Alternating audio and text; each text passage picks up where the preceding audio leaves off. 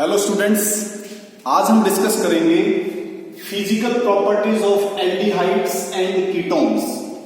तो पहली इसके अंदर प्रॉपर्टी है सोल्युबिलिटी की। तो सोल्युबिलिटी जो है ये देखा गया है कि अप टू 4 कार्बन्स ये मिसिबल होते हैं पानी के साथ, मिसिबल विद वाटर, यानी कि पानी में ये घुल जाते हैं। कब तक? जब तक इनके पास जो कार्बन की जो लेंथ होती है वो 4 कार्बन की हो। ठीक है, यानी कि 1 कार्बन, 2 कार्बन, 3 कार्बन, 4 कार्बन तक तो ये घुल जाते हैं।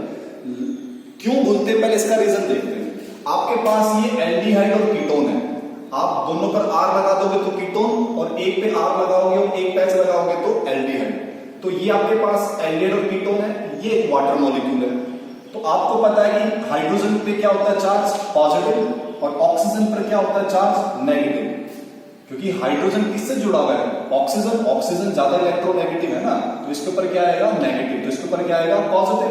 ऐसे यहां पे देखो ऑक्सीजन कार्बन से ज्यादा इलेक्ट्रोनेगेटिव है, तो इसके ऊपर नेगेटिव आएगा, इसके ऊपर क्या आएगा, पॉजिटिव। तो यहां पर आपके पास क्या पॉसिबिलिटी दिख रही है, यहां पे आपके पास दिख रही है हाइड्रोजन बॉन्डिंग की पॉसिबिलिटी। ठीक है, तो क्योंकि ये एल्डिहाइड और कीटोन पानी के साथ बॉन्ड बना लेता है, बॉन्ड बनाने का मतलब उसके साथ घुल जाएगा।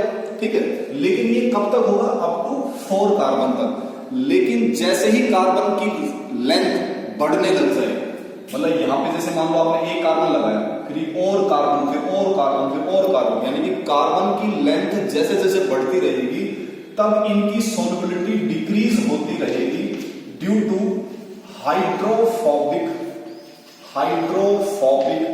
Nature of alkyl group. जो एल्काइल ग्रुप इनके अंदर होता है उसका नेचर कैसा होता है, हाइड्रोफोबिक। हाइड्रो का मतलब वाटर, फोबिक का मतलब डर, जो पानी से डरेगा। कौन डरेगा, एल्काइल ग्रुप।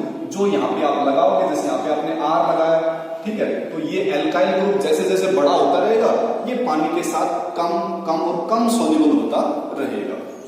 नेक्स्ट हमारे पास है बॉइलिंग पॉइंट। बॉइलिंग पॉइंट में 2 क्वेश्चन बनते हैं आपके पास। एल्डिहाइड और कीटोन्स का जो बॉइलिंग पॉइंट है वो हाइड्रोकार्बन से ज्यादा होता है। हाइड्रोकार्बन कौन सा, कंपेरेबल मॉलिक्यूलर मास वाला। ये इस लाइन का मतलब क्या है, कंपेरेबल मॉलिक्यूलर मास? इसका मतलब ये है जितना मॉलिक्यूलर मास आप हाइड्रोकार्बन का लोगे उतना ही उसके आसपास इनका एल्डिहाइड का और कीटोन का भी मॉलिक्यूलर मास होना चाहिए, ज्यादा डिफरेंस नहीं होना चाहिए। ठीक है, तो पहले इसी को समझ लेते हैं कि एल्डिहाइड और कीटोन का जो बॉइलिंग पॉइंट है वो हाइड्रोकार्बन से ज्यादा क्यों होता है।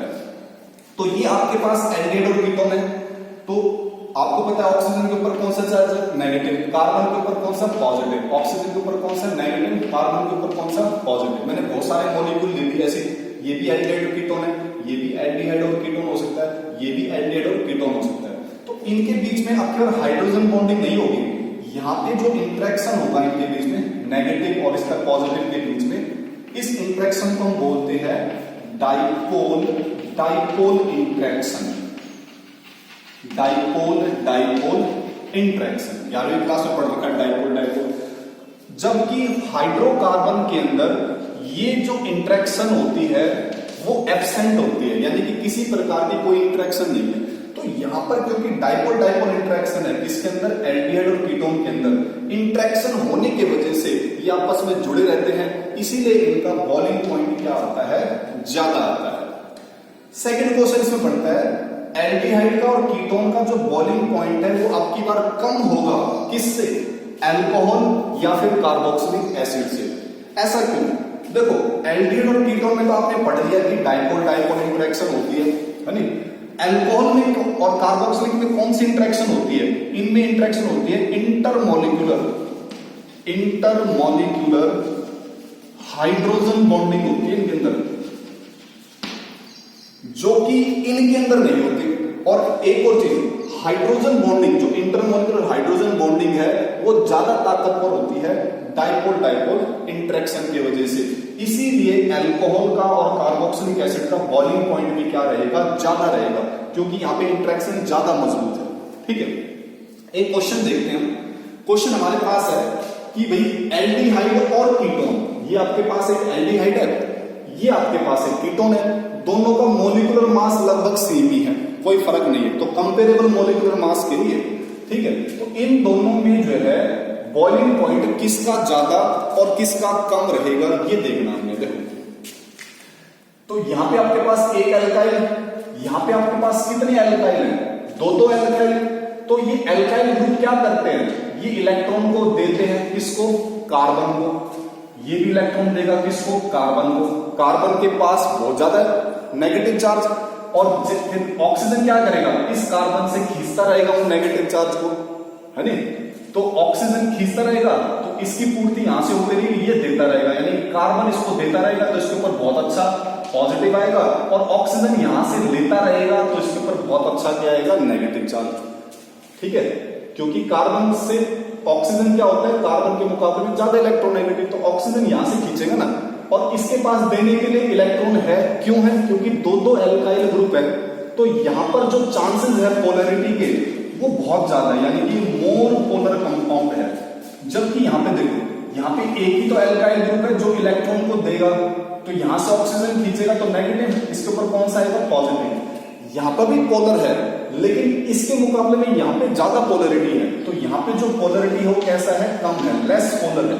और यहां पे पोलरिटी ज्यादा क्यों है, क्योंकि दो एल्काइल ग्रुप है, इसीलिए इसका मोर बॉइलिंग पॉइंट होगा। ठीक है नहीं, मोर बॉइलिंग पॉइंट, क्योंकि यहां पे पकड़ मजबूत होगी। एक और क्वेश्चन देखते हैं बॉइलिंग पॉइंट के ऊपर। ये मैंने आपको 4 कंपाउंड दे दिए हैं, इनको आपने अरेंज करना है इंक्रीजिंग ऑर्डर में, लेकिन इसका बॉइलिंग पॉइंट सबसे ज्यादा होगा। तो देखो इन चारों को अगर आप गौर से देखो तो ये आपके पास एक एल्डिहाइड है, ये एक अल्कोहल है, ये ईथर है, और ये सिंपली हाइड्रोकार्बन है। इन चारों का अगर मॉलिक्यूलर मास आप निकालोगे तो लगभग वो सेम ही रहेगा। मॉलिक्यूलर मास निकालना तो आपको आता ही है। फिर कार्बन कितने यहाँ पे, 4 कार्बन है, 4 को गुणा कर दो 12 से, क्योंकि 12 होता है एटॉमिक मास। हाइड्रोजन देखो कितने हाइड्रोजन इसके पास, 3, 2 हाइड्रोजन इस पे 5, 2 इस पे 7 और 1 इस पर है 8, तो 1 गुणा में 8 कर दो। ऑक्सीजन कितना, 1, तो 1 गुणा में 16, क्योंकि ऑक्सीजन का 16 होता है ना। इस तरह से मॉलिक्यूलर मास निकाल के देखना, तो चारों का मॉलिक्यूलर मास लगभग क्या है, सेम है।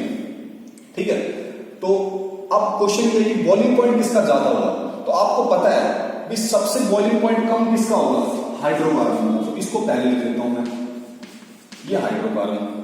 हाइड्रोकार्बन में सिर्फ क्या होता है, हाइड्रोकार्बन में केवल वंडरवाल फोर्स ऑफ अट्रैक्शन होती है, वंडरवाल।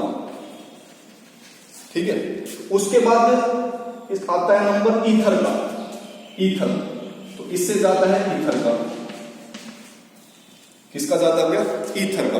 ईथर में क्या होता है, केवल डाइपोल डाइपोल इंटरेक्शन होता है, डाइपोल डाइपोल। ईथर के बाद देखें तो एल्डिहाइड का, एल्डिहाइड का भी हमने देखा था, है नहीं। तो इसके बाद आएगा एल्डिहाइड का, ये एल्डिहाइड हो गया आपके पास। एल्डिहाइड में कौन सी इंटरेक्शन होती है, यहां पे भी डाइपोल डाइपोल इंटरेक्शन होती है। ठीक है, लेकिन एक और चीज है इसके अंदर ये पोलर भी होता है। डाइपोल डाइपोल इंटरेक्शन भी है, ये वाली इंटरेक्शन भी है, साथ के साथ पोलर भी है, इसलिए ज्यादा होगा। और लास्ट कौन सा रहेगा आपके पास, ये अल्कोहल, सबसे ज्यादा अल्कोहल है। अल्कोहल में ज्यादा क्यों होगा सबसे ज्यादा, क्योंकि अल्कोहल के अंदर कौन सी बॉन्डिंग होती है, intermolecular hydrogen bonding. Intermolecular hydrogen bonding सबसे मजबूत होती है। तो ये रहेगा इसका ऑर्डर।